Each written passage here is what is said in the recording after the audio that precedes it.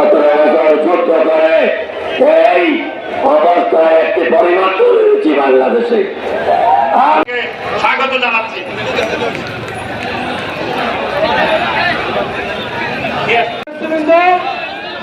আমরা বন্যা বিধ্বস্ত ফেনী থেকে শোভাযাত্রা প্রধান অতিথি বিএনপির স্থায়ী কমিটির সদস্য সহ এখানে একটু মিডিয়া, সব মিডিয়াগুলো এখানে চলে আসেন।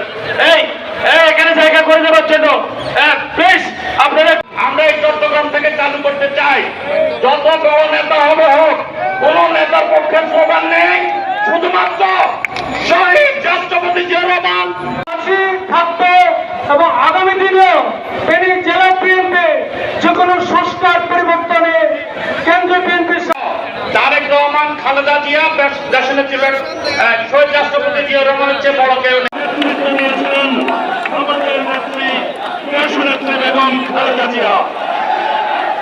আমরা জয়লাভ করেছিলাম বাংলাদেশে পুনরায় গণতন্ত্র প্রতিষ্ঠিত হয়।